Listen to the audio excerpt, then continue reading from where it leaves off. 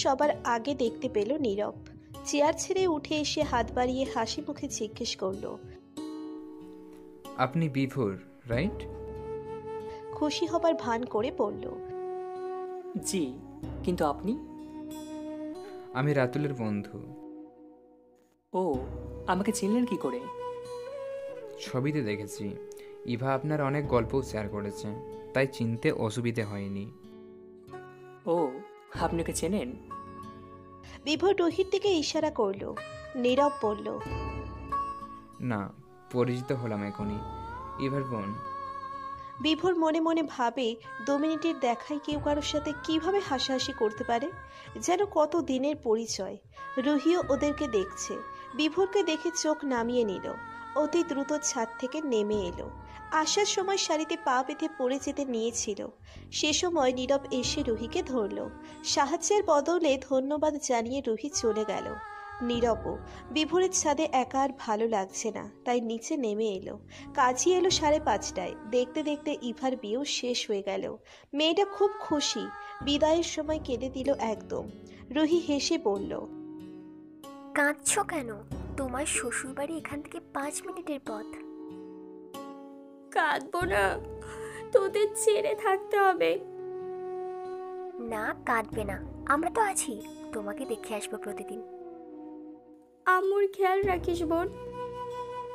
অবশ্যই, সেটা নিয়ে তোমাকে চিন্তা করতে হবে না।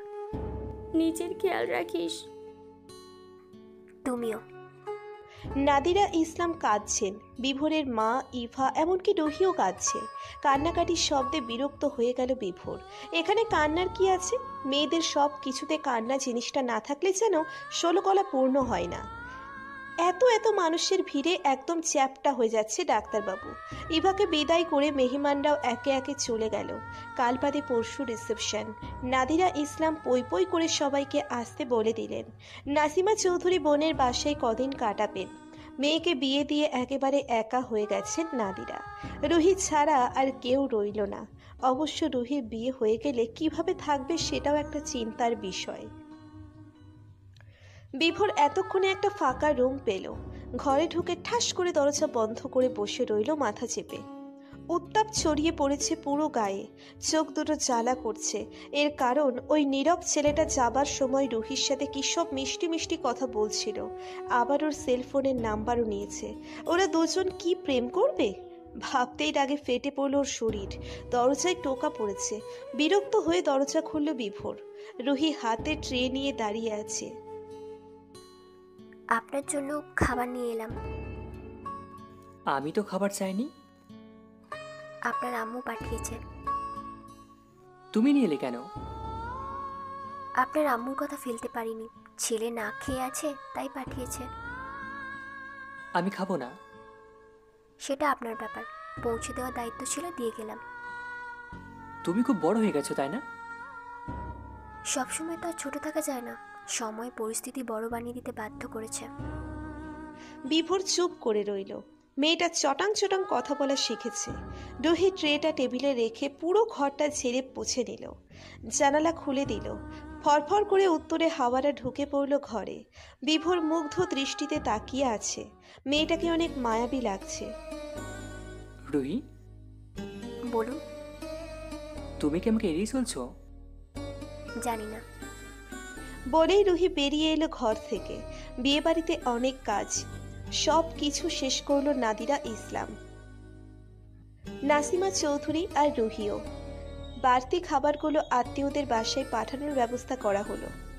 কাজ করতে করতে প্রায় 10টা বেজে গেল। রুহি গোসল করে বারান্দায় গিয়ে বসলো। শরীরটা বড্ড ক্লান্ত। রাতে খাবার খেতেও ইচ্ছে করেনি। এদিকে পুরো সন্ধ্যাটা বিভোর ঘুমিয়ে কাটিয়েছে। ফ্রেশ ঘুম। ঘুম থেকে উঠে ফ্রেশ হয়ে বারান্দায় এলেই দেখতে পাই বিপরীত দিকের বারান্দায় রুহি বসে আছে। বারবার চোখ মুছছে। কাঁদছে নাকি রুহি? কেন? কান্নার মতো কি হলো? বিভোর কি হলো জানে না। হঠাৎ করেই রুহিকে জোরে ডাক দিল। হকচকিয়ে উঠল রুহি। হে রক্তচাপা, তুমি কি কাঁদছো? বিভোরের গলা শুনেই পায়ের রক্ত মাথায় চড়ল রুহির। শান্তিতে বসে কাঁদতেও দেবে না। ঘরে ঢুকে শব্দ করে বারান্দার দরজা লাগিয়ে দিল। বিভোর বেয়াক্কেল বনে গেল। প্রথম দেখায় বিভোরকে যেমন মনে হয়েছিল লোকটা আসলে তেমন নয়। অদ্ভুত, মেয়েদের মন বোঝার ক্ষমতা কম, সব সময় হাসি খুশি থাকতে পছন্দ করে, নিজের জীবন নিয়ে সিরিয়াস নয়। সংক্ষেপে এটাই বিভোর, এর বেশি কিছু ভাবতে পারছে না রুহি। কিন্তু তাই বলে তো বিয়েটা ছেলে খেলা নয়। রুহি যখন মানতে পেরেছে তখন ওর মানতে সমস্যা কোথায়? একবার তো রুহির ইচ্ছের কথাটা জানতে চাইলো না, নিজের দিকটাই দেখলো। তাহলে রুহি কেন কাঁদবে পাষাণ লোকটার জন্য? ফোন অন করতেই দেখলো মেসেঞ্জারে কেউ নক করেছে, অপরিচিত আইডি। রুহি ভালো করে খেয়াল করতেই বুঝতে পারলো এটা ওই রাতুলের বন্ধু নীরব। রুহি রিপ্লাই করতেই সেকেন্ডের মাঝে নীরবের মেসেজ আসলো। হ্যালো রুহি, জি ভাইয়া। কি করো? কিছু না, আপনি? এই তো তোমার সাথে চ্যাট করছি। ও, আপনি আমার আইডি পেলেন কোথায়? রাতুলের কাছ থেকে জেনে নিয়েছি। রুহি কিছু লিখলো না। মানেটা কি? যে সে এসে ওর আইডি চাইবে আর কেউ কিছু জিজ্ঞেস না করে দিয়ে দিবে? মানে কমন সেন্সের অভাব আছে নাকি? এই নীরবটাকে যে কিভাবে সহ্য করছে তা শুধু রুহিই জানে। দেখতে অভদ্র নয়, কিন্তু হাব ভাব বোঝা যায় রুহির প্রতি ইন্টারেস্টেড। কিছু বলতেও পারে না রুহি। ইভা আর রাতুল দুজনেরই খুব ক্লোজ নীরব। খারাপ ব্যবহার করতে চেয়েও পারছে না। এমন সময় নীরব লিখল, তোমাকে আজকে খুব সুন্দর দেখাচ্ছিল। ব্যাস, পায়ের রক্ত মাথায় উঠে গেল রুহির। সাথে সাথে ফোন বন্ধ করে রেখে দিল। এই বিভোরটাকে দেখার পর থেকেই রুহি কেমন খিটখিটে মেজাজের হয়ে গিয়েছে। তার উপর আবার এই নীরব উল্লুক যুক্ত হয়েছে। ওদিকে ইস্তিয়াকের কি হলো কে জানে। সামনে পেলে এবার উচিত শিক্ষা দিয়েই ছাড়বে। এক রাশ বিরক্তি নিয়ে ঘুমিয়ে পড়ল রুহি। সকালবেলা ডাইনিং টেবিলে ওই ডাক্তার শয়তানটার মুখোমুখি পড়তে হলো রুহির। কি সুন্দর আয়েশ করে কফি খাচ্ছে দেখো, মগের ভিতর চুবিয়ে মারতে ইচ্ছে হচ্ছে। নাদিরা ইসলাম রুহিকে খাবারের প্রতি উদাসীন দেখে বললেন, তুই খাচ্ছিস না কেন? খাই। নাদিরা ইসলাম ধমক দিয়ে বললেন, দিন দিন কি হাল করছিস চেহারা? খাচ্ছি তো। এদিক ওদিক তাকিয়ে কি দেখছিস? খাবারের প্রতি মনোযোগ নেই তোর? তা না, আসলে পেট ভরে গিয়েছে। নাদিরা আকাশ থেকে পড়ে যাওয়ার মতো ভঙ্গি করে বলল, কি বলছিস রুহি? 2 চামচ খেয়ে তোর পেট ভরে গেছে? আমাকে বোকা ভাবিস তুই? এক্ষুনি খা, পুরো সবজিটা শেষ না করলে তোর কি হাল করি দেখিস। নাসিমা চৌধুরীও খাওয়ার জন্য রুহিকে জোরাজুরি করলো। বাধ্য হয়ে খাচ্ছে রুহি, মুখে অসহায় ভঙ্গি, দৃষ্টি এড়ালো না বিভোরের। বাবর খান পরোটা ছিঁড়ে মুখে নিতে দিতে রুহিকে বললেন, জানো মা, খাবার হলো দুনিয়ার সব কিছু। খেলে লাভ, না খেলে লস। যত পারো খেয়ে নাও, মোটা তাজা হও, যা সামনে পাবে গপগপিয়ে খাবে। বিভোর বাবার এসব কথায় প্রচন্ড বিরক্ত হয়। বলল, খাবার পরিমিত খেতে হয়, বুঝলে আপু? অবশ্য তোমাকে বলে কি লাভ? দিনে এক হাঁড়ি মিষ্টি আর কষা মাংস ছাড়া তোমার পেট তো চলেই না। খোটা খেয়ে বাবর চৌধুরী রেগে গেলেন। বললেন, তোর সংসারে আমি হয়েছি নাকি? আমার সংসারে তুই? হ্যাঁ, বাপের সাথে কিভাবে কথা বলতে হয় সেটা জানিস না, আবার ডাক্তারিগিরি ফলাতে আসছিস? বেয়াদব, এক থাপ্পড়ে তোর দাঁত ফলিয়ে গরুর খাদ্য বানাবো, অসভ্য কোথাকারে। বিভোর রুহির দিকে তাকিয়ে দেখলো মিটিমিটি হাসছে। মান সম্মানের 14টা বাজাতে এক্সপার্ট বাবর চৌধুরী জোর গলায় বলল, পরিশেষে এই ডক্টরের কাছেই তো আসতে হয় তোমাকে। পেট ব্যথা, হাই প্রেশার সব নিয়ে তো আসো আমার কাছে। জানি জানি, গরুর ডাক্তারও তোর থেকে ভালো চিকিৎসা করতে পারে। ইডিয়েট কোথাকারে, তোর মতো চামচিকে আমার পুত্র আমি ভাবতেও পারি না। কই বউ বাচ্চা নিয়ে সংসার করবি, আমার নাতিপুতির সাথে খেলবো, তা না গরুগিরি ফলাতে আসে। চল। মুখ চোখ লাল হয়ে গেল বিভোরের। নাদিরা নাসিমা অট্ট হাসিতে ফেটে পড়ছেন। রুহিও মুখ টিপে হাসছে। রাগ করে হাত ধুয়ে উঠে পড়ল বিভোর। পেটে খিদে নিয়েই হসপিটালে রওনা হলো। নাসিমা চৌধুরী অনেক করে বোঝালেন, ডাকলেন, তাও খেলো না। সবার মুখ কালো হয়ে গেল। বাবর চৌধুরী বললেন, যেতে দাও যেতে দাও, খাবার না খেয়ে থাকতে পারে নাকি? ঠিকই আসবে। দুপুরবেলা বিভোর এলো না। নাসিমা ফোন করে আসতে বললেন, কিন্তু ও সাফ জানিয়ে দিল বাবার অপমান ওর গায়ে লেগেছে। এভাবে একটা মেয়ের সামনে বাবা কেন ওরকম হাস্যরসাত্মক কথা বলল? একজন ডাক্তারও ন্যূনতম সম্মান দিয়েও ছেলের সাথে কথা বলে না, সারাক্ষণ বিয়ে কর বলে মাথা খারাপ করে দিচ্ছে। অনেক জোরাজুরি সত্ত্বেও বিভোর নাদিরার বাসায় ফিরতে রাজি হলো না। এদিকে ছেলে না খেয়ে আছে সেটাও হজম করতে পারছেন না নাসিমা চৌধুরী। স্বামীর সঙ্গে ঝগড়া করে ক্লান্ত হয়ে গেলেন। নাদিরা গোমরা মুখে বললেন, ছেলেটা কি সারাদিন না খেয়ে থাকবে? সকালে তো কিছুই খায়নি। সেটা এই বুড়োকে কে বোঝাবে? সারাদিন ছেলেটার পিছু লেগে থাকে। রাগে ফুঁসতে ফুঁসতে বললেন নাসিমা। বাবর চৌধুরী আরাম করে টিভি দেখছেন। গালে হাত দিয়ে এমন ভঙ্গিতে বসেছেন যেন এই নিউজটা না দেখলে পৃথিবীতে বেঁচে থাকাই বৃথা। নাসিমা চৌধুরী হাত থেকে রিমোট নিয়ে টিভি বন্ধ করে বললেন, খাবার দিচ্ছি, দিয়ে আসো বিভোরকে। আমি? তাহলে আর কে? No, never. তাহলে কি ছেলে না খেয়ে থাকবে? থাকুক, একবেলা না খেলে কিচ্ছু হবে না। তুমি কিন্তু বেশি কথা বলছো। দেখো গিয়ে হসপিটালেই লাঞ্চ খেয়ে নিয়েছে। আমার ছেলে বাইরের খাবার খায় না। তাই নাকি? জানতাম না তো।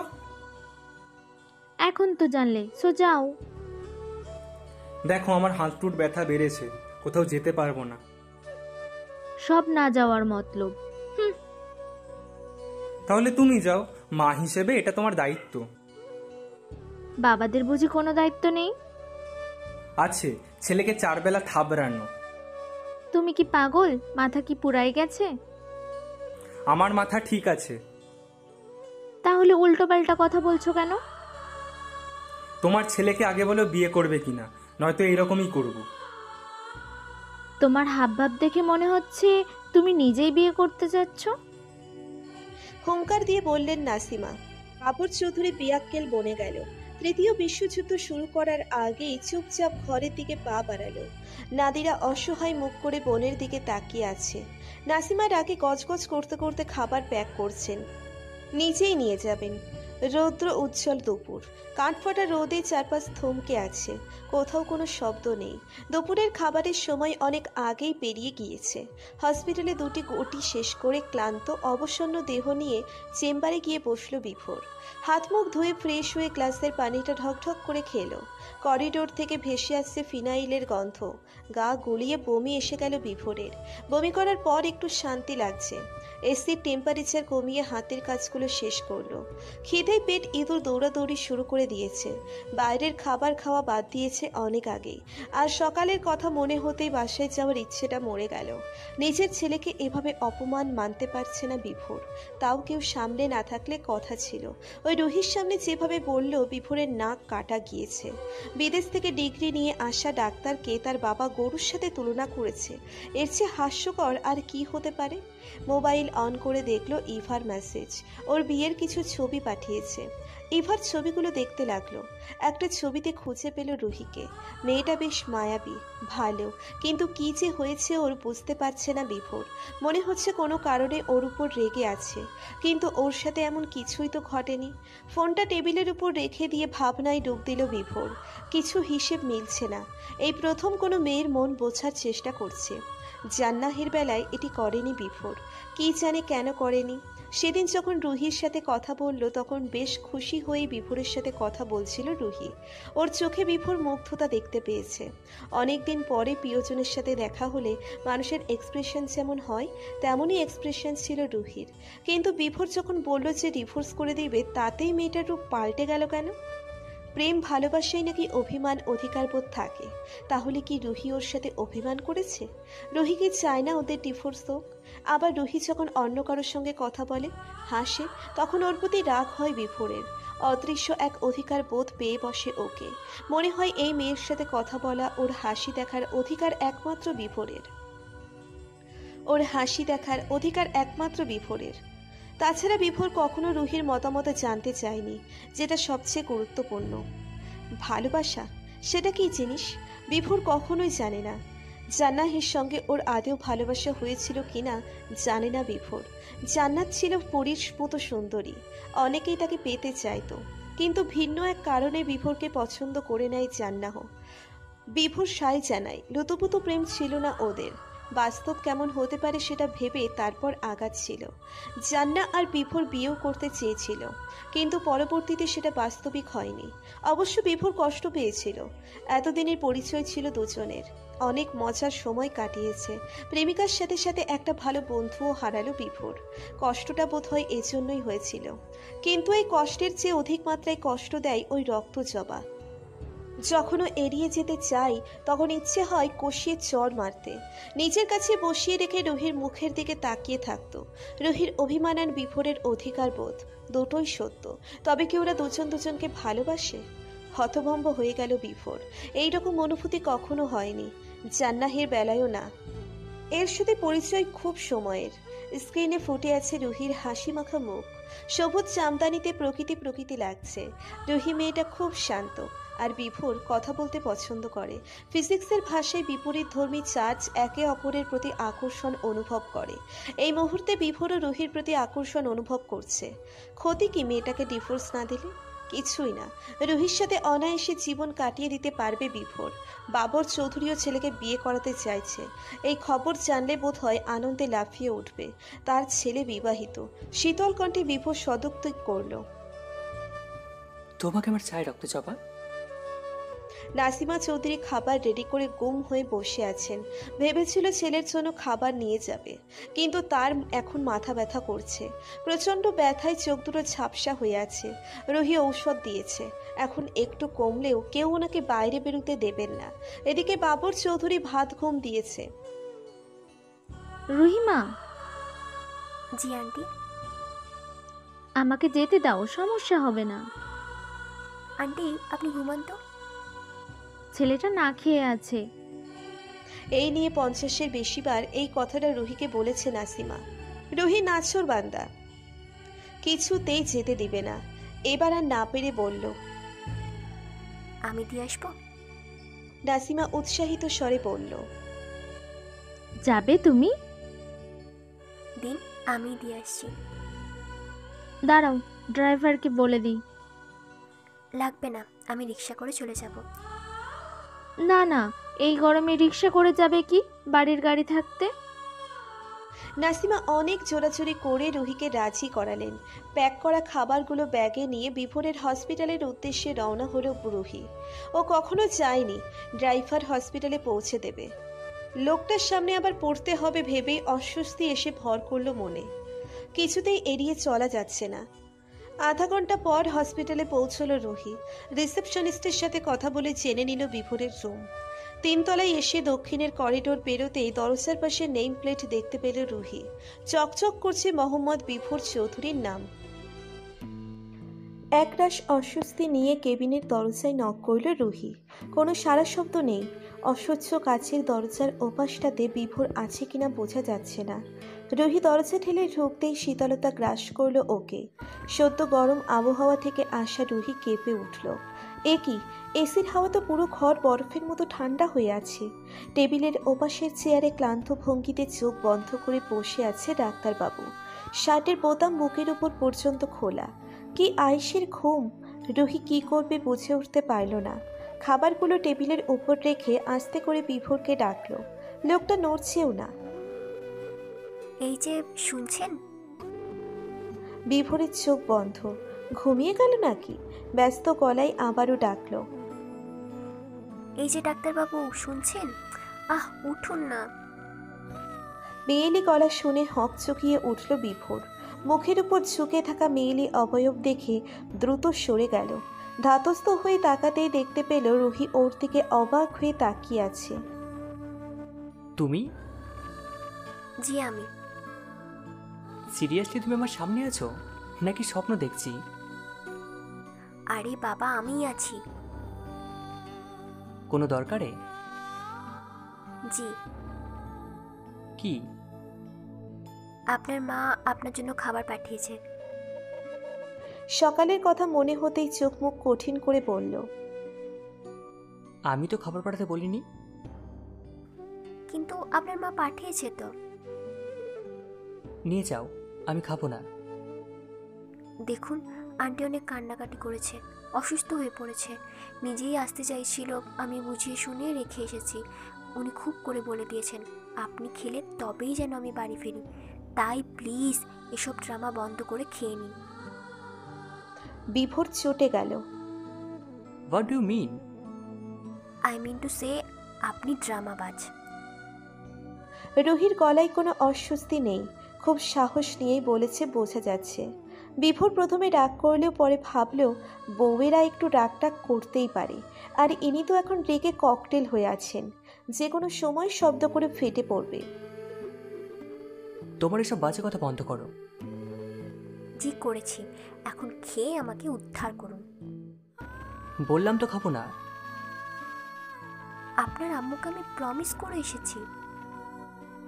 সেটা একান্তই তোমার ব্যাপার, আমি তো বলিনি প্রমিস করতে, তাই এর দায়ও আমার নয়। Got it? রুহির কপালে ভাঁজ পড়ল, লোকটা ঘাড় তেরা। এখন কি করবে? বিভোর আজ চোখে ওকে দেখছে।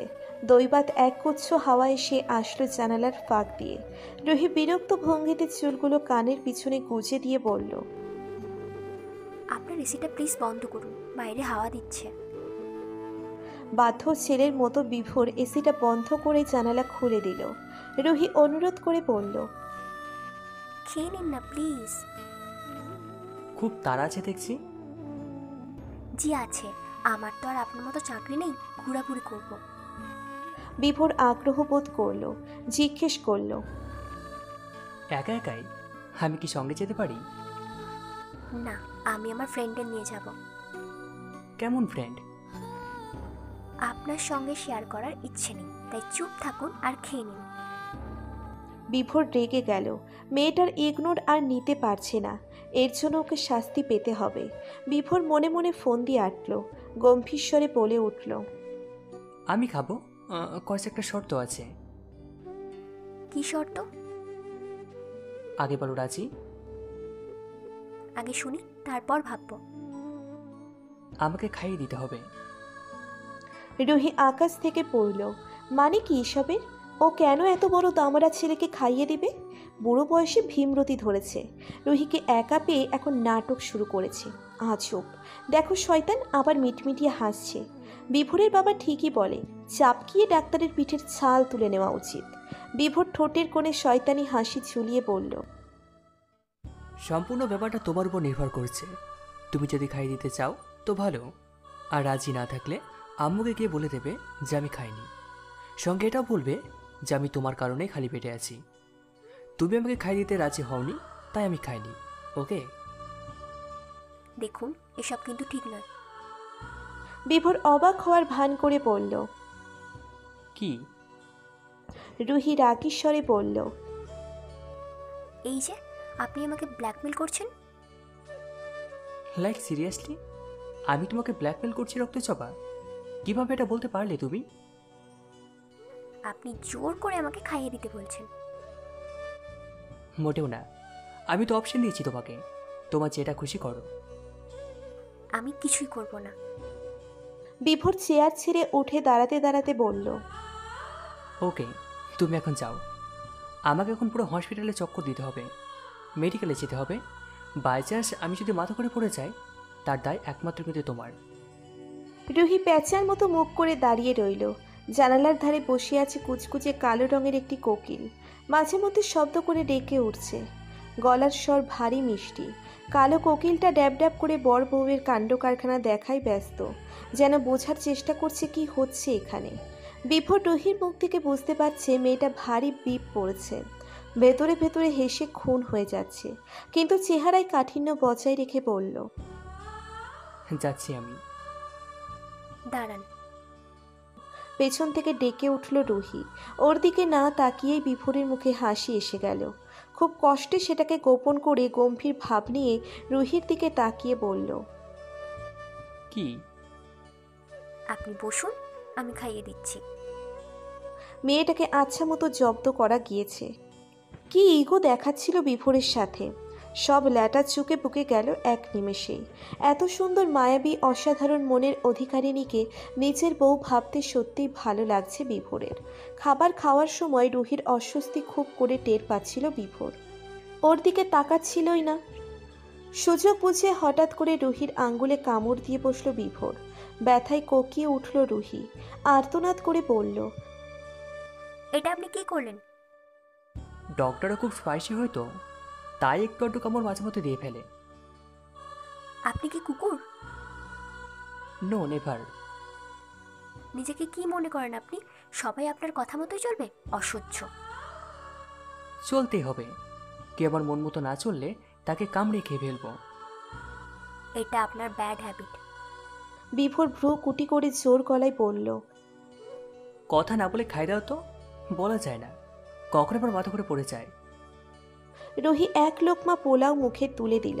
ইচ্ছে করছে বিভোর রুহির আঙ্গুলের ঠোঁট ছোঁয়ালো।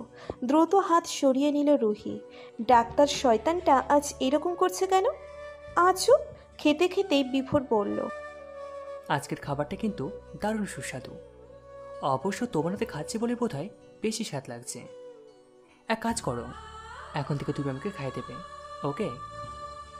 দাঁত কিরমির করে রুহি বলল। কখনোই না। বিভোর আর কিছু বলল না। প্রথম দিন ছিল তাই ডোজটা কম দিয়েছে, পরবর্তীতে বাড়ানো যাবে। রুহি রাগে ফুঁসছে। মেয়েটা চিরকালই নিরীহ প্রকৃতির। নিরীহ মেয়েরা রাগলে দেখতে খুব কিউট লাগে। এই যেমন রুহির গালগুলো জবা ফুলের ন্যায় লাল হয়ে আছে। বিভোরের ইচ্ছে করছে গাল দুটো টেনে দিতে। রুহিকে নিয়ে একসাথে বাড়ি ফিরল বিভোর। কোথাও যেতে দিল না। ব্ল্যাকমেইল করেছে এক প্রকার। লোকটা নতুন নতুন রূপ দেখে রুহির অবাক হওয়া ছাড়া আর কোনো কিছু করার থাকলো না। কাউকে কিছু বলতেও পারল না। আর কী বা বলতো? রাতের খাবার শেষে সবাই যখন টিভিতে মগ্ন ছিল, তখন পাশাপাশি সোফায় বসে থাকা বিভোর রুহির হাত চেপে ধরে বসে রইল। সারা শরীর কেঁপে উঠল রুহির। এটার রেশ না কাটতেই বিভোর রুহির কানে কানে ফিসফিসিয়ে বলল, আজকে রাত্রে আমরা এক ঘরে ঘুমবো, কেমন? বিভোরের কথা শুনে বিষম খেলে রুহি। এই ডাক্তার নির্ঘাত পাগল হয়ে গিয়েছে। সবার সামনে এসব কি বলছে? রুহি নিচু গলায় বলল, এসব কি বলছেন আপনি? কেন, ঠিকই তো বলছি। দেখুন, আপনার সাথে ফাজলামি করার মুড আমার নেই। আমি তো সত্যি বলছি। আপনার এসব কথা গার্লফ্রেন্ডকে বলতে পারেন, উনি নিশ্চয়ই খুব খুশি হবে। তুমি হওনি? আমি হব কেন? আমার মতো ছেলে তোমার সাথে থাকতে চেয়েছে, এটা তো অনেক খুশির একটা কথা, তাই না? মোটেও না। তুমি তো আরো বেশি খুশি হয়েছ, তাই না? আমাকে মগা মনে হয় আপনার? মগা? সেটা কি? আমার হাত ছাড়ুন। নেভার। আমি কিন্তু রেগে যাচ্ছি। সো হোয়াট, আমি আজকে তোমার সাথে ঘুমবো। আমার সাথে কেন ঘুমাবেন? বাসায় কি ঘর কম পড়েছে? জানি না। বিভোরের কথাবার্তায় বিরক্ত হচ্ছে রুহি। সবার মনোযোগ টিভির দিকে। রুহির ঘুম পাচ্ছে, তাই উঠে চলে আসতে নিলেই টের পেল ওর হাত এখনো চেপে ধরে রেখেছে বুড়ো ডাক্তার। হাত ছাড়ুন। কোথায় যাচ্ছ? আপনাকে বলতে ইচ্ছুক নই। রোহিত ঝটকা দিয়ে বিভোরের হাত ছেড়ে দ্রুত ঘরে এসে দরজা বন্ধ করে দিল। পেয়েছেটা কি লোকটা? রোহিকে সস্তার প্রেমিকা মনে হয়? কিভাবে বলতে পারে রাতে এক ঘরে ঘুমোবে? যদি বউ হিসেবে মানত তাহলে কথা ছিল। জোর করে আজ ওর হাতে খেয়েছে, এখন আবার উল্টোপাল্টা কথা বলছে। কি ভয়ঙ্কর কথা! এক ঘরে নাকি ঘুমাবে, ভাবতেই ঘাম ছুটে গেল রোহির। অসহ্য। ওদিকে বিভোর হাসতে হাসতে খুন। মেয়েটাকে চমকে দিয়ে ওর ভালো লাগছে। ঘরে এসে শুয়ে পড়ল। নাদিবার বাসায় থাকায় রুহিকে কাছে পাচ্ছে, কিন্তু কদিন পরে বাসায় চলে গেলে তো আর দেখতে পারবে না। কি করবে বিভোর? মনটা বড্ড খারাপ হয়ে গেল। সারা রাত ছটফট করতে করতে ভোরবেলা চোখ লেগে এলো বিভোরের। আজ ইভার রিসেপশন। বেলা গড়াতেই গেস্টরা বাসায় আসতে শুরু করলো। এখান থেকে সবাই একসাথে ইভার শ্বশুরবাড়ি যাবে। নাদিরা বাসার দারোয়ানকে লিস্ট ধরিয়ে বাজার করতে পাঠালেন। দই, মিষ্টি আর বাদবাকি সব কিছু। মেয়েরা শ্বশুরবাড়ি যাবে এটুকু তো নিতেই হয়। বিভোরকেও সাথে পাঠালেন জোর করে। যেতেই যাচ্ছিল না। জোরাজোরি করাই বাজারের ব্যাগ হাতে দারোয়ানের পিছু গেল। দুপুর 3টে। আজ সূর্য এতটাও তপ্ত নয়। মেঘ করেছে আকাশে, বাতাসও ঠান্ডা। মেহমানরা যারা যাবে সবাই রেস্ট নিচ্ছে। ভেতরের আর উপরের রুমগুলোতে। তারপর রেডি হতে হবে। সব কাজ সামনে রুহি গিয়েছে গোসল করতে। নাসিমা নাদিরা সব গোছগাছ করে চা গল্প করছে। সোফায় বসে আছে বিভোরের বাবা। বাবর চৌধুরীর এক হাতে পত্রিকা, অন্য হাতে চায়ের কাপ, আয়েশ করে চা খাচ্ছে। এমন সময় 3টে বাজারের ব্যাগ হাতে ঢুকলো বিভোর। যাচ্ছে তাই অবস্থা। পুত্রকে হাতে পায়ে কাদা মাখানো অবস্থায় দেখে হাত পা চামচ পড়ে গেল বাবর চৌধুরী। পেট থেকে হাসি পাচ্ছে, পেট ফেটে হাসি আসছে। হোহা করে হেসে উঠলেন তিনি। বললেন, গরুর ডাক্তারের একই অবস্থা হয়েছে রে। ও ডাক্তারের মা, দেখে যাও তোমার ইডিয়েট পুত্রের কাণ্ড। বিভোরের মাথা গরম হয়ে গেল। একে তো পুরো শরীরে জাঙ্ক, আবার বাবার কাজ চালানো কথা। নাসিমার স্বামীর হাঁক ডাক শুনে দ্রুত এলেন। বিভোরকে এই অবস্থায় দেখে আহত গলায় বললেন, এ কি অবস্থা হয়েছে তোর? নাদিরা জিজ্ঞেস করলেন, কোথাও কি পড়ে টরে গিয়েছিলি নাকি? বিভোর দরজায় দাঁড়িয়ে রাগী কণ্ঠে বলল, রাস্তায় খাদ ছিল, বাজার থেকে আসার পথে হঠাৎ একটা গাড়ি সে খাদের উপর দিয়ে চলে যায়, সব এসে আমার গায়ের মধ্যে পড়ে। ছি! বাবর চৌধুরী পুত্রের অসহায় অবস্থার পূর্ণ সুযোগ নিলেন। বললেন, বাবার সাথে বেয়াদবি করলে কি হয় বুঝতে পেরেছিস? রিভেঞ্জ অফ নেচার বলে একটা কথা আছে, ভুলে যাস না। বিভোর মাকে বলল, আমাকে ফ্রেশ হয়ে আসতে দাও। যা বাবা। বিভোর দ্রুত নিচের ঘরে গেল। ওখানে গিয়ে ওর চোখ ছানা বড়া হয়ে গেল। মেহমানদের কয়েকজন বসে গল্প করছে। এই অবস্থায় ওদের সামনে যাওয়া মানে নিজেকে হাসির পাত্র করা। বিরক্ত হয়ে বিভোর অন্যান্য ওয়াশরুমগুলো পর্যবেক্ষণ করে এলো। একটাতে কেউ গোসল করছে, অন্যটাতে একটা বুয়া কাপড় ধুচ্ছে। এতক্ষণ ময়লা আর জীবাণুযুক্ত কাপড় গায়ে দিয়ে রেখে বিভোরের গা গুলিয়ে উঠল। এই বিষয়গুলোতে ও বেশ সেন্সিটিভ। মনে হচ্ছে এক্ষুনি গোসল না করলে দম বন্ধ হয়ে মারা যাবে। বিভোর দ্রুত নিচে নেমে এলো। নাসিমাকে এই ঘটনা জানালো, কিন্তু কোথাও কোনো ওয়াশরুম ফাঁকা পাওয়া গেল না। হঠাৎ বিভোরের মনে হলো রুহির ওয়াশরুম খালি পাওয়া গেলেও যেতে পারে। মাকে জানিয়ে বাধ্য হয়ে বিভোরকে রুহির ওয়াশরুমে যেতে হলো, কারণ ওর ঘরের ওয়াশরুমটাই ফাঁকা ছিল। রুহি সদ্য গোসল সেরে রেডি হচ্ছিল, তখনই কর্দমাক্ত বিভোর এসে বলল, তোমার ওয়াশরুম ফাঁকা আছে? রুহি বড় বড় চোখ করে বলল, আপনার এই অবস্থা কেন? অ্যাক্সিডেন্ট। জি, ফাঁকা আছে। আর কোনো কথা না বলে বিভোর তাড়াহুড়ো করে ওয়াশরুমে ঢুকল। রুহির হাসি পেল, কিন্তু হাসাহাসি বন্ধ করে সাজগোজে মন দিল। লাল রঙের সালোয়ার কামিজে খুব সুন্দর দেখাচ্ছিল। চুলগুলো ছেড়ে দিল পিঠের উপর, হালকা মেকআপ করলো।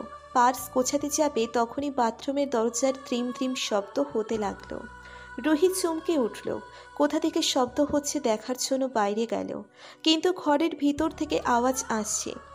শব্দের উৎস খুঁজতে গিয়ে মাথায় এলো উল্লোক ডাক্তারের ওয়াশরুমে। এই লোকটা এরকম করছে কেন? দরজার সামনে দাঁড়িয়ে রুহি জিজ্ঞেস করলো, আপনি এরকম করছেন কেন? ভেতর থেকে বিভোর উত্তর দিল, আমাকে একটা হেল্প করো। রাগত স্বরে রুহি বলল, কিসের হেল্প? এরকম অভদ্রের মতো দরজায় ধাক্কাধাক্কি করছেন কেন? বাসায় অনেক মেহমান আছে, তারা কি ভাববে? I don't care. ডিসগাস্টিং। কথা না বলে চুপচাপ আমাকে একটা টাওয়াল দাও তো। কেন? আপনি টাওয়াল আনেননি? তাহলে কি চাইতাম তোমার কাছে? টাওয়াল লাগবে না, কাপড় পরে বাইরে বেরিয়ে আসুন। আরে বাবা, আমি কিছুই আনিনি। তুমি কি চাচ্ছ যে আমি এমনি এমনি বেরিয়ে আসি? ওকে, ডোন্ট মাইন্ড। রুহি বিভোরের অসংলগ্ন কথাবার্তায় হতভম্ব হয়ে গেল। কী সব বলছে ও? না না, দিচ্ছি আমি, কিন্তু আপনি তো অন্য জিনিস ইউজ করেন না। কে বলেছে? আপনার আম্মু। করি না, কিন্তু তোমারটা করতে তো অসুবিধে নেই। আফটার অল আমার বউ হও তুমি। আমার জিনিস তোমার, আবার তোমার সব কিছুই আমার। রুহি স্তব্ধ হয়ে গেল। বউ? বিভোরের বউ? বাথরুম থেকে বিভোর রুহিকে তাড়া দিল। রুহি দ্রুত বারান্দায় গেল তোয়ালে আনতে। ওদিকে রুহিকে চমকে দিয়ে ভেতরে হেসে কুটি কুটি হচ্ছে ডাক্তার। আচ্ছা, মেয়েটাকে আরেকটু চমকে দিলে কি হয়? না থাক, সবাই তাড়া দিচ্ছে, তাড়াতাড়ি বেরোতে হবে। দরজার অল্প একটু ফাঁক দিয়ে রুহি বিভোরের হাতে টাওয়েল দিল। মনে মনে হাজারটা গালি দিল রুহি। ভাবখানা এমন যে রুহি ওর কলিজার বউ। 2 মিনিটে ওয়াশরুম থেকে বেরিয়েই রুহির সামনে পড়ল বিভোর। তোয়ালে পরিহিত বিভোরকে দেখে লজ্জায় লাল হয়ে গেল, মাথা নিচু করে অন্যদিকে সরে গেল। বিভোর আচমকা হুট করে রুহির হাত টেনে ধরল, এক টান দিয়ে বুকের সাথে মিশিয়ে নিল। তারপর হুট করেই চুমু খেয়ে বসলো ওর গালে। কাঠ হয়ে গেল রুহি। এটা কি করলো বিভোর? সত্যি এটা ডাক্তারবাবু? সুন্দরী মেয়ে দেখে কি নিজেকে কন্ট্রোল করতে পারেনি? রুহি তো চায় বিভোর ভালোবেসে ওকে নিজের জীবন সঙ্গী করুক, ওর মন বুঝতে পারুক। এরকম তো ভাবেনি বিভোরকে, সুযোগের সদ্ব্যবহার করেছে। কান্না চলে এলো রুহির। ও কারো ভালোবাসারই যোগ্য নয়, সবাই শুধু ওকে নিজের কাজে ব্যবহার করে। তবে ইভা নাদিরা বাদে ওরা রুহিকে কতটা আপন ভাবে সেটা ওরা নিজেরাই জানে না। এই মানুষগুলো না থাকলে রুহির অস্তিত্বই হয়তো থাকতো না। ওকে ছেড়ে দিয়ে হাসতে হাসতে রুম থেকে বেরিয়ে এলো বিভোর। আচ্ছা মতো চমকিয়েছে রক্তজবা। লাল টুকটুকে জামাতে সদ্য ভোরের আলোতে ফুটে ওঠা জবা ফুলের মতোই লাগছিল মেয়েটাকে। লজ্জায় মিশে যাচ্ছিল বিভোরকে দেখে। রুহিকে এরকম টমেটোর মতো লজ্জায় লাল হতে দেখে বিভোর নিজেকে আটকাতেই পারেনি। রাতুলদের বাড়িটা দোতলা, সামনে ছোট্ট একটা বাগান, সেখানে বাহারি ফুলের গাছ লাগানো। বাতাসের সঙ্গে ভেসে আসছে হাসনা হেনা কামিনী ফুলের সুবাস। গেটের কাছে লাগানো কামিনী গাছটাতে সাদা রঙের অসংখ্য ফুল ফুটেছে, গন্ধে ম ম করছে চারিপাশ। বিয়েবাড়ি উপলক্ষে বাড়িটাকে খুব সুন্দর করে সাজানো হয়েছে। ভেতরের ঘরগুলো থেকে মানুষের হাসাহাসির শব্দ শোনা যাচ্ছে। সেই সময় ঘর থেকে বেরোতে দেখা গেল রাতুলকে। শ্বশুরবাড়ির লোকজনদের দেখতে পেয়ে মুখে লজ্জায় আভা দেখা গেল রাতুলের। এগিয়ে এসে সালাম করল নাদিরা নাসিমাকে। সারা বাড়িতে এক প্রকার হইচই লেগে গেল। রাতুলের বাবা মা চাচা চাচি সহ অন্যান্য আত্মীয়রা খুবই মিশুক। ওদেরকে আপ্যায়ন করা হলো মিষ্টির শরবত দিয়ে। বিভোর কিছু খেলো না, সারাক্ষণ চোখগুলো খুঁজে ফিরছে রুহিকে। ও এসেই ইভার কাছে চলে গিয়েছে। ইভাকে বেগুনি রঙের সুতির শাড়ি পরানো হয়েছে। রুহি মুখটা হাঁ করে বলল, ওয়াও, তোমাকে তো পুরোই দীপিকা পাডুকোন লাগছে আপু। ধুর, দূর মানে? এই শাড়ি নিয়ে মহা ঝামেলায় আছি। কেন, কি হয়েছে? বললে বিশ্বাস করবি না রে রুহি, এই অদ্ভুত পোশাক পরে সকালে 2 বার পিছলে পড়ে গিয়েছি। ধরলো কে তাহলে? তুই কি ভাবছিস এটা সিনেমা? রাতুল এসে হিরোর এন্ট্রি নেবে? তাহলে ভুল। আমি নিজেই কোনো মতে খাটের কোণা ধরে বেঁচেছি। লেম এক্সকিউজ আপু। বিশ্বাস না করলে নাই। ভালো শাড়ি পরবে কবে? পার্লার থেকে মেয়েরা আসছে, ওরা এলেই ঠিকঠাক হব। ও আচ্ছা। রুহির হঠাৎ মনে পড়ল ইস্তিয়াকের কথা। ওর কথাটা কি বলা উচিত ইভাকে? অবশ্যই বলা উচিত। এরকম বন্ধু থাকলে অলওয়েজ বিপদে পড়তে হবে। আর ইভা অল্পতেই সবাইকে আপন করে নেয়, এটারও সুযোগ নিতে দ্বিধা করবে না ইস্তিয়াক। এরকম দুমুখো সাপের সাথে বন্ধুত্ব না রাখাটাই শ্রেয়। ইতস্তত করে পুরো ঘটনাটাই ইভাকে বলে দিল রুহি। রেগে গেল ইভা। ইস্তিয়াক যে এতটা নিচে নেমে যাবে ভাবতেও পারেনি। ওর চরিত্রের দোষ আছে, আর রুহিকে পছন্দ করে এটা ইভা আগেই জানতো। ভেবেছিল ওকে সব বুঝিয়ে বললে অন্তত বন্ধুত্বের খাতিরে রুহিকে আর ডিস্টার্ব করবে না। অথচ কত বড় কাণ্ড করে বসলো। বন্ধু মহলে এরকম বেইমান আছে ভাবতেই গা ঘিন ঘিন করে উঠল ইভার। ভালো সেজে সবার সাথে মিশে যাওয়া শত্রুদের চিনতে খুবই কষ্ট হয়। তাই কারোর সাথে বন্ধুত্ব করার আগে অন্তত 10 বার ভাবা আর পরখ করে নেওয়া উচিত। ইভা বলল, ওই কুবাচ্চার বিরুদ্ধে যদি আমি হেডের কাছে কমপ্লেন না জানাই আর ভার্সিটি থেকে বের না করতে পারি, তাহলে আমার নামও ইভা নয়, হারামির বা। সব আমার জন্য তোমাদের বন্ধুত্ব নষ্ট হলো। রুহি, তুই চুপ কর। ওই রকম দুশ্চরিত্র বন্ধু আমার দরকার নাই। লোকটা ভালো নয়। জানতাম, কিন্তু এতবার বাড়তে পারে ভাবিনি। থাক, যা হবার হয়ে গিয়েছে। আমাকে ক্ষমা করে দিস রুহি। আপু তুমি চুপ করো। ইভা আরও কিছু বলতে যাওয়ার আগেই রুমে ঢুকলো পার্লারের মেয়েরা, সাথে রাতুলের কিছু কাজিন। মেয়েকে এবার সাজানো হবে, কথা বলার জো নেই হইচইয়ের কারণে। রুহি সেখান থেকে বসে বসে দেখতে লাগলো। ওর বিয়ের সময় জাঁকজমকপূর্ণভাবে সাজেনি, ও শাড়িও পরেনি, কবুল বলেই অজ্ঞান হয়ে গিয়েছিল। পরদিন জ্ঞান ফেরার পর শিওরে দেখতে পায় বিভোরকে। ভোরের ঠান্ডা হাওয়ায় অতীব সুন্দর পুরুষটি বাচ্চাদের মতো গুটিসুটি মেরে ঘুমোচ্ছিল। দেখতে আদুরে বিড়ালের মতো লাগছিল। ধূসর রঙের আলোর ছটায় যখন পৃথিবীর আকাশ ছেয়ে গিয়েছিল, একগুচ্ছ দৈবাত হাওয়া এসে বারবার জানান দিচ্ছিল পৃথিবী কারো প্রেমে পড়েছে। কার প্রেমে পড়েছে সেটা রুহি বোধহয় টের পেয়েছিল। আগ্নেয়গিরির রূপ ধারণ করেছিল সেই ভালো লাগা, ভালোবাসায় রূপান্তরিত হয়েছে সেই ভালো লাগা।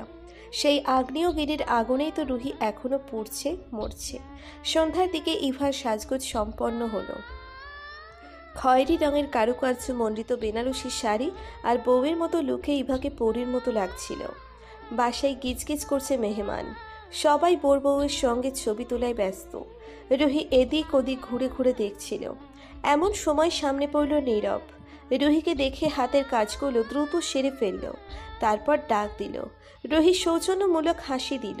নীরব টিস্যু দিয়ে কপালের ঘাম মুছতে মুছতে বলল, কেমন আছো?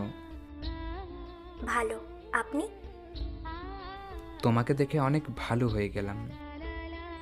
বিরক্তি এসে গেল রুহির। এর হাত থেকে কিভাবে নিস্তার পাবে ভাবছে। নীরব বলল, চলো বাড়িটা ঘুরে দেখাই। জি।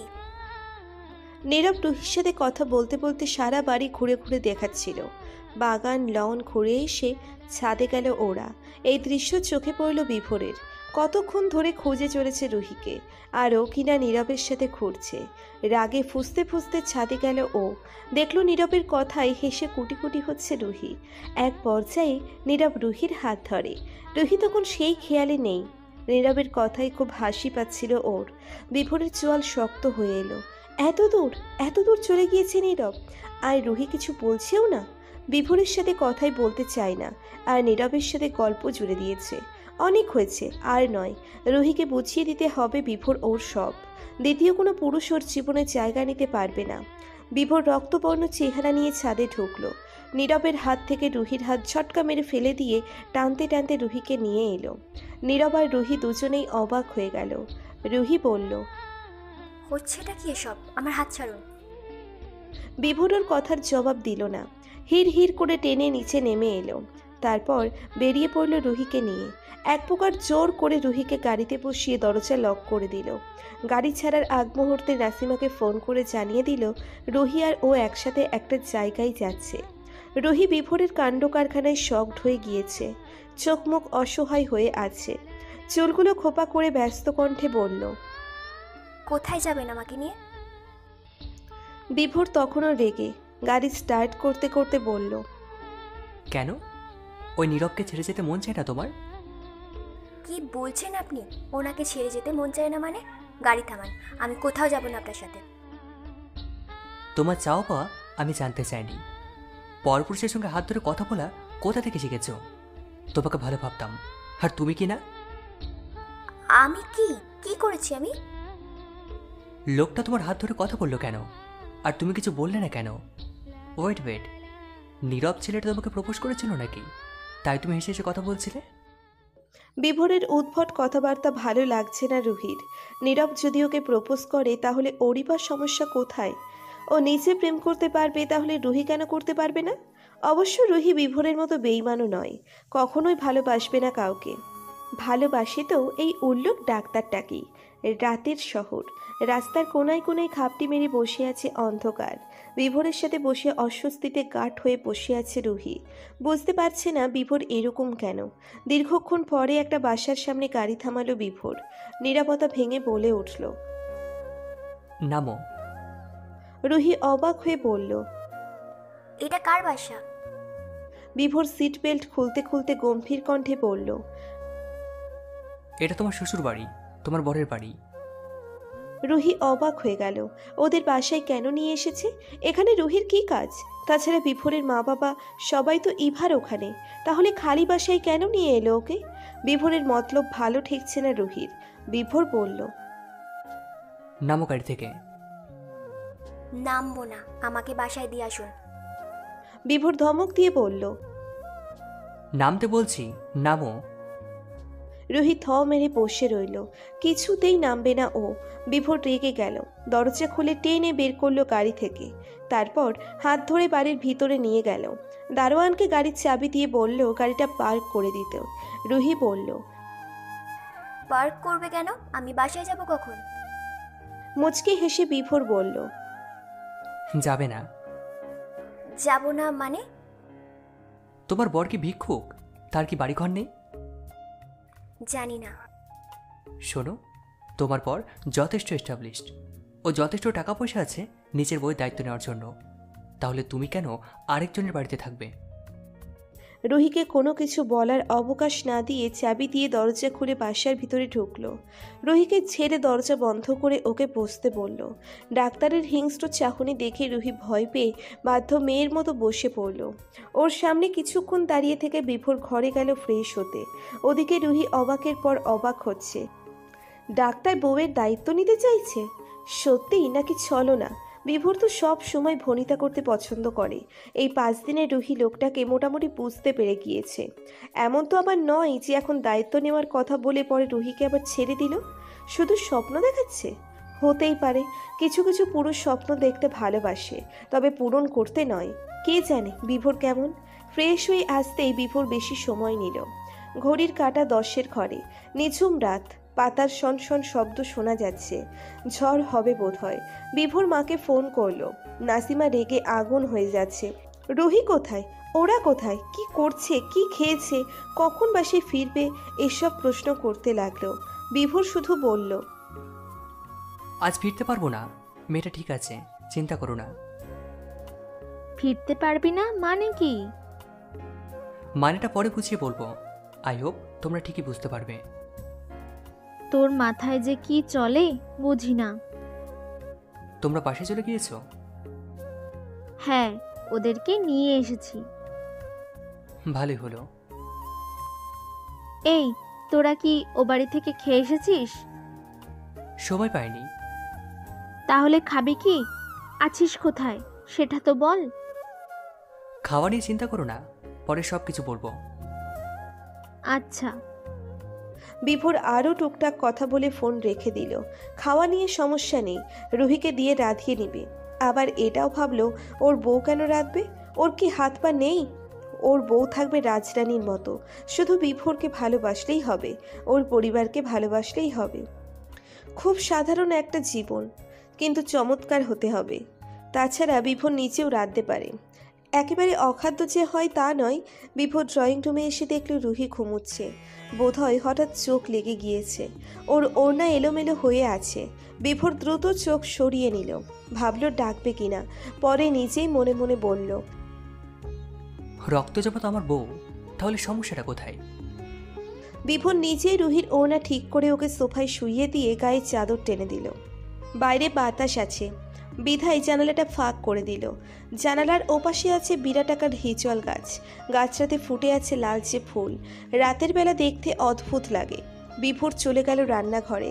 ফ্রিজ থেকে ডিম নিল, মুরগির মাংস বের করে ভিজিয়ে রাখলো। ডাল রাঁধবে কিনা ভাবলো, যদিও এটা রাঁধতে পারে না। রুহি আজ প্রথম ওর রান্না খাবে। ভালো মতোই করতে হবে সব কিছু। বিভোর একবার ইউটিউবে সব কিছু দেখে নিল। চুলায় হাঁড়ি বসিয়ে রান্নায় মনোযোগ দিল। ঘড়ির কাঁটা 11:30টায়। তখনই টিকটিক করে ঘড়িটা শব্দ করতে লাগলো। ঘুম ভেঙে গেল রুহির। কোথায় আছে প্রথমে বুঝতে পারল না। ঘোর নিয়েই পিটপিট করে চারপাশে চোখ বোলালো। বিভোরের বাসায় আছে। রুহি ক্লান্ত ভঙ্গিতে সোফায় ঠেস দিয়ে বসল। মুখের মাঝখানে বাদ পড়ল। সারা রাত না ঘুমিয়ে কাটাতে হয় রুহির। তার উপর আজ জায়গা বদল হয়েছে। কিভাবে কি করবে বুঝতে পারছে না। তবে এটা নিশ্চিত আজ ওকে এখানেই থাকতে হবে। কিন্তু লোকটা কই? খালি বাসায় কেমন গা ছমছম করছে ওর। রান্নাঘর থেকে টুংটুং শব্দ আসছে। পা টিপে টিপে রুহি সেদিকেই গেল। বিভোর রান্না করছে। এখন সে পেঁয়াজ কাটায় ব্যস্ত। রুহিকে দেখতে পেয়ে মিষ্টি হেসে বলল, ঘুম ভেঙেছে মহারানীর? দেখতেই তো পাচ্ছেন, আর আমি কোনো মহারানী নই, আমি তো দাসী। কে বলেছে এ কথা? রুহি একটা হতাশ নিঃশ্বাস ছেড়ে বলল, সবাই পদে পদে বুঝিয়ে দেয়। বিভোর ভাবলেশীনভাবে বলল, যেমন? সত্যি শুনতে চাইছেন? ডেফিনেটলি। আমার কথা শোনার সময় আপনার আছে নাকি? বিভোর মুখ টিপে হাসল। পেঁয়াজ কাটাই আবারও মনোযোগ দিয়ে বলল, বলেই দেখো না, শুনি কিনা। রুহি ইতস্তত করে বলল, এই যেমন আপনার সাথে আমার বিয়ে হয়েছে, সেটাও ভেঙে যাবে। সেদিন ইশতিয়াক ভাই সুযোগ নিতে চাইল। ইভা আপুর বন্ধু নীরব সাহেবও সেই লিস্টে আছে। যদিও উনি খারাপ মানুষ নন, ফ্রি মাইন্ডের, কিন্তু তাও সবাই আমাকে দয়াই করে। বিভোর নীরবের কথা শুনে রেগে গেল। হাতের ছুরিটা নিয়ে শক্ত করে টেবিলের উপর আঘাত করল। দাঁতে দাঁত চেপে বলল, বিশ্রী ঘটনাটা ভুলে যাও। দেন ওই নীরবের কথা আমার সামনে কখনো তুলবে না। Got it? কেন? লোকটাকে আমার একদমই সহ্য হয় না। কিন্তু আমি তো আর আপনার মতো নই। বিভোর রেগে গেল, বলল, তুমি আসলে ঠিক কি মিন করতে? উনি সবার চেয়ে আলাদা, ফ্রি মাইন্ডেড। বিভোর তাচ্ছিল্যের হাসি দিয়ে বলল, হি ইজ এ বাস্টার্ড। আপনার ভাষা ঠিক করুন, এগুলো আপনার সাথে যায় না। তুমিও তাহলে এর কথা বলবে না? সেটা আমার ব্যাপার। নেভার।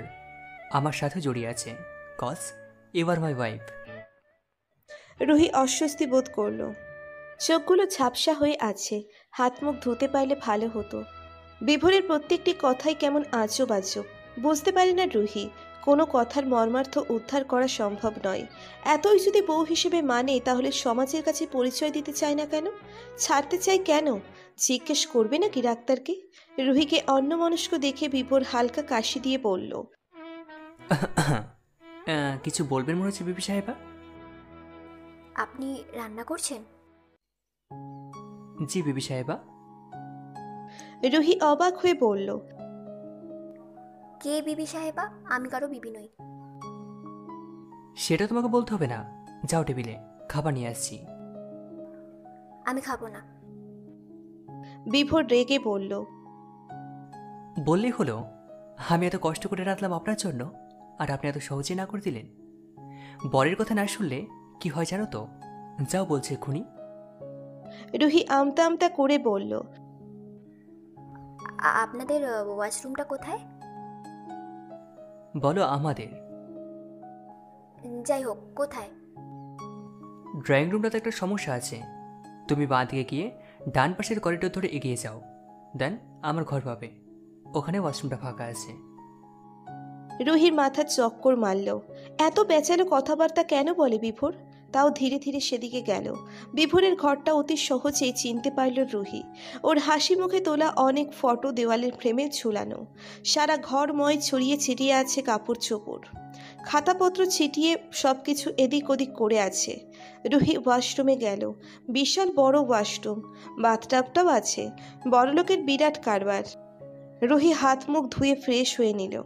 তারপর যেই না বেরোতে যাবে, তখনই সাবানের ফেনায় পা পিছলে পড়ে গেল। কোমরে ব্যথা পেয়ে চিল্লিয়ে উঠল। ডাইনিংয়ে খাবার সাজাচ্ছিল বিভোর।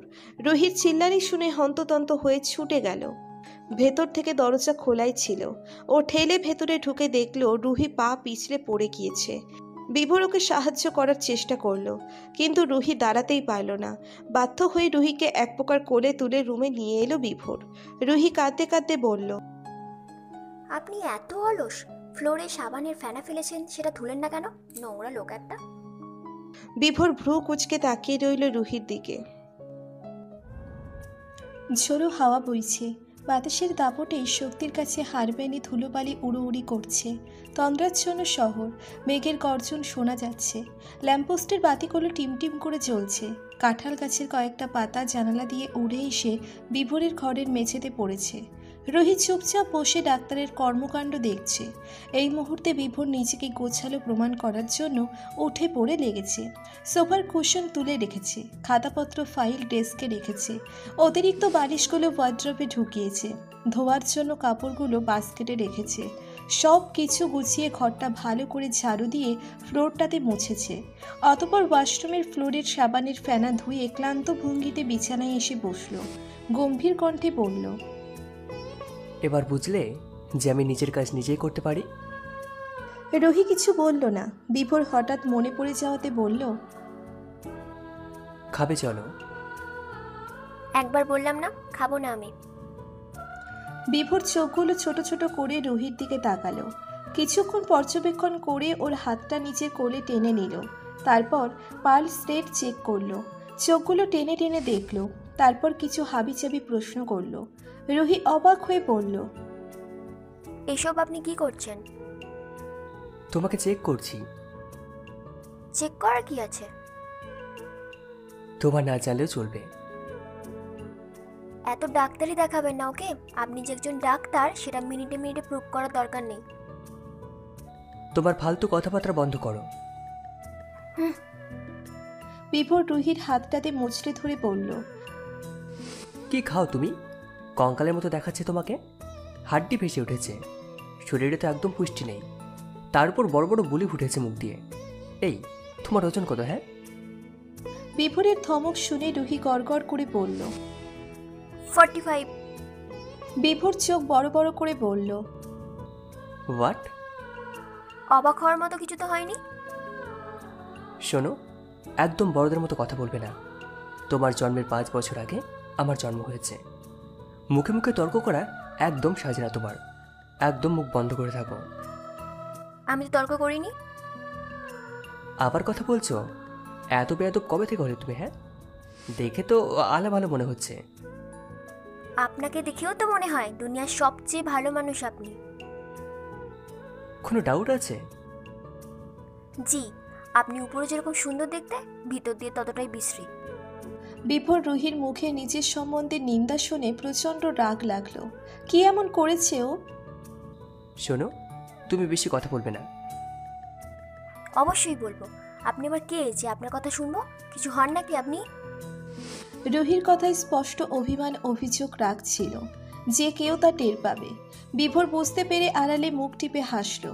তারপর উঠে অন্য পাশ দিয়ে ঘুরে একদম রুহির কাছে গিয়ে বসলো। সামনাসামনি বসে রুহির চোখের দিকে তাকিয়ে রইল। এবার রুহিকে অস্বস্তি ঘিরে ধরল। মানুষটা এভাবে তাকিয়ে আছে কেন? যেন ধারালো কোনো সূচ। রুহি কেন বিভোরের চোখের ভাষা বুঝতে পারছে না? এত কঠিন কেন ওই চোখের ভাষা? রুহি মাথা নিচু করে ফেলল। ওর চোখগুলো ভিজে উঠেছে। ওড়নার কোণা দিয়ে মুছে নিল। রুহিকে আচমকা অবাক করে দিয়ে বিভোর ওকে জড়িয়ে ধরে বিছানায় শুয়ে পড়ল। রুহির মাথা বিভোরের উন্মুক্ত বুকের উপর সীমাবদ্ধ। ডাক্তারের হার্টবিটের জোরালো শব্দ রুহির কানে বাজছিল। এই জড়িয়ে ধরাতে যেন কোনো গভীর অনুভূতি লুকানো ছিল। বিভোর রুহির কপালে ঠোঁট ছোঁয়ালো। রুহি ফুপিয়ে কেঁদে উঠল। বিভোরকে আষ্টে পৃষ্ঠে জড়িয়ে ধরল রুহি। আর যদি সুযোগ না আসে? বিভোরের কপালে নাক ঘষে নরম গলায় বলল, এভাবে কেউ জড়িয়ে ধরে? আরও কিছু বলতে যাওয়ার আগেই চুপ করে গেল। মহারানী এখন কাঁদছে। বিরক্ত না করাই শ্রেয়। কাঁদুক, অভিমান না কমলেও কষ্ট তো কমবে। বিভোর হাসল শুধু। যতটা লুকাতে চায় মেয়েটা তারও বেশি ধরা পড়ে যায়। সব কিছু বুঝেও বিভোরের কিছুই বোঝে না মেয়েটা। এক পর্যায়ে রুহির হাত আলগা হয়ে এলো। ঝট করে উঠে বসলো।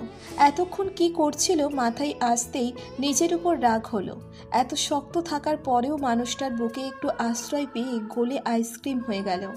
ভালোবাসার কাঙাল বোধহয় একেই বলে। ওকে এই অস্বস্তি থেকে সহজ করার জন্য বিভোর বলল, খেতে চলো। ব্যথা কমেছে? যেতে পারবে? রুহি মাথা নাড়িয়ে না করলো। পিঠে চিনচিনে ব্যথা করছে। বিভোর বেরিয়ে গেল রুম থেকে। কিছুক্ষণ পর হাতে করে সব খাবার দাবার নিয়ে এলো। সব কিছু টি টেবিলের ওপর রেখে একটা প্লেটে খাবার তুলে নিল। সেটাকে মাখিয়ে এক লোকমা ভাত তুলে ধরল রুহির সামনে। রুহি অবাক হয়ে বলল, কি করছেন? বেশি কথা না বলে খাও, নইলে এখন তোমার হাতে আমি খাবো। না না, খাচ্ছি আমি। বিভোরের হাতে খেতে গিয়ে রুহি দেখল এই ডাক্তার ওকে লজ্জায় ফেলার সকল ট্রিক্স ট্রাই করছে। খাবার মুখের সামনে ধরে পিছনে নিয়ে যাচ্ছে, আবার দাঁত কেলিয়ে হাসছে। বলছে, তোমার যে মুরগি খাবার প্রতি এত শখ, আগে বললি হতো, আমি সব মুরগি ভেজে দিতাম। শুধু শুধু মাছটা রান্না করালে। আমি কোথায় মুরগি খাচ্ছি? আপনিই তো দিচ্ছেন। ছি, মোরগ জাতির প্রতি সমবেদনা রইল। ওদের সাথে দেখা হলে মুখ দেখানো জো থাকবে না। কেন? মরগের বুকে তুলে নিয়ে এসেছি না তোমার জন্য, তাকে কষা করে তোমাকে খাওয়াচ্ছি। সে বেটা আমাকে দেখলেই তো জিজ্ঞাসা করবে বেচারার বউ কোথায়। তখন আমি কি বলবো, কিভাবে মুখ দেখাবো ভাবতে পারছো? রুহি হেসে ফেলল। তারপর খাওয়া দাওয়া শেষ করলো। বিভোর সব কিছু ধুয়ে মুছে সেলফে রেখে দিল। গোছানোর কাজ শেষ করে নিজের ঘরে গেল। রুহি আগের মতোই বসে আছে। ওকে দেখতে পেয়ে জিজ্ঞেস করলো, আমি ঘুমাবো কোথায়? এখানেই। রুহি চোখ বড় বড় করে বলল, এইখানে মানে? এটা তো আপনার ঘর, আমি এখানে থাকবো না। রিল্যাক্স হও, আমরা দুজনে এখানেই থাকবো। কখনোই না। শোনো, এটা তো অবাক হওয়ার কিছু হয়নি। ইটস এ নর্মাল কজ আমরা দুজনেই জানি আমাদের মধ্যে সম্পর্ক কি। রুহি তাচ্ছিল্যের হাসি দিয়ে বলল, জানলেই হয় না, মানতেও হয়। আপনি তো কিছু মানেনই না। আমাকে অন্য একটা ঘর ঠিক করে দিন, আমি কিছুতেই আপনার সঙ্গে থাকবো না। রুহিকে রেগে যেতে দেখে বিভোর বলল, ওকে ওকে, পাশের ঘরটাতে থাকতে পারো। তুমি কি ভাবছো আমি সুযোগ নেব? কখনোই না, আমি এতটাও খারাপ না। রুহি কিছু বলল না। রাত প্রায় 12:30টার উপরে রুহির ফোন বেজে উঠল। স্ক্রিনে নীরবের নাম। রুহি কেটে দিল। আবার ফোন দিল নীরব। বিভোর সবটাই দেখেছে। তাকিয়ে দেখছে নীরবের কর্মকাণ্ড। রাগে গা কেঁপে উঠছে। এ তো আস্ত বেয়াদব। এত রাতে একটা মেয়েকে কিভাবে কেউ ফোন দিতে পারে? মিনিমাম সেন্স নেই নাকি? তার উপর বিভোর ওকে সহ্য করতে পারে না। ওদিকে 4 বার কল কাটার পরেও যখন নীরব ফোন দিয়েই যাচ্ছে বাধ্য হয়েই রুহি ফোন রিসিভ করলো। ওপাশ থেকে নীরব হাসি মুখে বলল, কি করো রুহি? দাঁতে দাঁত চেপে রুহি বলল, কিছু না, ঘুমাবো। হো আচ্ছা, তুমি তখন বিভোরের সাথে কোথায় গেলে? রুহি মনে মনে বলল, তোকে বলবো কেন? কিন্তু উত্তর দিল, কাজ ছিল ওনার সাথে। নীরব আহ্লাদি কণ্ঠে বলল, কিন্তু এইভাবে কেউ কারো হাত ধরে টেনে নিয়ে যায় নাকি? জানো, এটা দেখে কিন্তু আমি রেগে গিয়েছি। মনে হচ্ছিল তোমার উপর কত জন্মের অধিকার আছে বিভোরের। পরবর্তীতে কাউকে নিজের হাত ধরতে দেবে না। রুহি ওর কথায় বিরক্ত হয়ে গেল। কত বড় সাহস বিভোরকে নিয়ে উল্টোপাল্টা কথা বলে। রুহি ঠিক করলো ভদ্রভাবে কথা বলে ফোনটা রেখে দিয়ে ওকে ব্লক করে দিবে। যেই ভাবা সেই কাজ। রুহি হেসে বলল, ঘুমাবো এখন, রাখি। এখনই না, চলো আজ ফোনে ফোনে গল্প করে রাত কাটিয়ে দিই দুজনে। এরপর আর কোনো কথা শোনা গেল না। রুহির হাত থেকে ফোনটা কেড়ে নিয়ে বিভোর ফ্লোরে আছাড় দিল। দুটুকরো হয়ে গেল ফোন। বিভোর রক্তবর্ণ চোখ নিয়ে বলল, এত দূর ওই বাস্টার্ডের সাথে তুমি সারা রাত গল্প করবে? সেই জন্যই আমার সাথে থাকতে চাচ্ছ না? তুমি তো আজকাল দিয়েছো ওকে। ওকে, তুমি অন্য ঘরে থাকতে চেয়েছিলে তাই তো? কিন্তু আমি এখন তোমাকে কোথাও যেতে দিচ্ছি না। এখানেই এই ঘরে আমার সাথে একই বিছানাতে থাকবে। রুহিকে আর কিছু বলার সুযোগ না দিয়ে ওকে জড়িয়ে ধরে শুয়ে পড়ল বিভোর। রুহি নিজেকে ছাড়ানোর চেষ্টা করে বলল, ছাড়ুন আমাকে। নড়াচড়া করলে কিন্তু কিছু একটা করে ফেলবো, তারপর আমাকে আর দোষ দিতে পারবে না। রুহি আর নড়ল না, কেঁদে দিল। বিভোর ধমকে উঠতেই আবার চুপ করে গেল। বিভোর শান্ত কণ্ঠে বলল, একটা গল্প শুনবে? রুহি ফুপাতে ফুপাতে বলল, কার গল্প? শুনলেই বুঝবে। এই গল্প তো তুমি জানো। গল্পটা একটা বিশাল অঙ্কের মতো। আমার কষতে বারণ আছে, তুমি এটা কষে ফলটা বের করবে। বিভোরের কথায় কিছুই বোঝা গেল না প্রায়। রুহি চুপ করে রইল। ঝোড়ো বাতাস এবার ভয়ঙ্কর রূপ ধারণ করেছে। মাঝে মধ্যে বাজ পড়ার শব্দ হচ্ছে, বৃষ্টি হচ্ছে। এর মধ্যেই বিভোর রুহির চুলে হাত বোলাতে বোলাতে গল্প বলা শুরু করলো। একদিন একটা মেয়ে বাড়ি থেকে পালিয়ে গিয়েছিল। গ্রামের মেয়ে, কিছুই জানতো না, কিছুই বুঝতো না। সে ট্রেনে উঠে ঘুমিয়ে পড়ল। সে ট্রেনেরই একটা ছেলে হঠাৎ দেখতে পেল একটা মেয়ে ঘুমোচ্ছে। কামরাটা তখন খালি ছিল, বিধায় মেয়েটি নিরাপত্তার জন্য ছেলেটি মেয়েটির কাছাকাছি সিটে বসেছিল। মেডিকেল কলেজের ছাত্র সে, ছুটিতে বাড়ি ফিরছিল। তখন বেশ রাত। মেয়েটির কপালে কাটা ছেঁড়া ছিল। ছেলেটি মেয়েটিকে ডাকলো। হঠাৎ সামনে একটা অচেনা লোককে দেখতে পেয়ে মেয়েটি ভয়ের তো চাউনি নিয়ে তাকায় তার দিকে। ছেলেটি ওকে সহজ করার জন্য বিভিন্ন কথা বলে। একসময় জানতে পারে ডক্টরদের নাকি মেয়েটা খুব পছন্দ করে। ছেলেটি হাসল। মেয়েটিকে ভালো করে লক্ষ্য করে দেখল মেয়েটি অপূর্ব সুন্দরী। লালচে আভায় গাল দুটি টকটকে রক্তচাপা ফুলের মতো স্নিগ্ধ লাগছিল। ছেলেটি মেয়েটির নাম দেয় রক্তচপা। মেয়েটি জানতো না সে কোথায় যাবে। ছেলেটি ওকে বকাঝকা করল। হঠাৎ কয়েকটা ছেলে ধরে বেঁধে তো দুজনকে বিয়ে করিয়ে দেয়। রুহি অবাক হয়ে বলল, এটা কোনো গল্প হলো নাকি? বিভোর মিষ্টি হেসে বলল, হ্যাঁ, তুমি শোনো আগে। তারপর আবার বলা শুরু করলো। হঠাৎ এরকম একটা কাণ্ড ছেলেটা মানতে পারল না। সে ভাবল মেয়েটার জন্য সব কিছু হয়েছে, তাই ওকে শাস্তি দেবে। কিন্তু সদ্য ভোরের স্নিগ্ধ আলোতে 18 বছর বয়সেই সে ছোট্ট মেয়েটির মুখ পানে তাকিয়ে ছেলেটির মনে হলো ওরা দুজনেই পরিস্থিতির শিকার। মেয়েটির সাহায্য দরকার ছিল, বিধায় সে সিদ্ধান্ত নিল মেয়েটাকে সাহায্য করবে এবং ওর বাড়ি দিয়ে আসবে। ফ্যামিলির লোকজনদের সব কিছু বুঝিয়ে বলবে। হঠাৎ হয়ে সব এটা ভেঙে দেবে। এতটুকু বলে বিভোর থামল, লক্ষ্য করলো রুহির চোখে পানি। বিভোর আবারও বলল, কিন্তু নিয়তি নির্মম পরিহাস।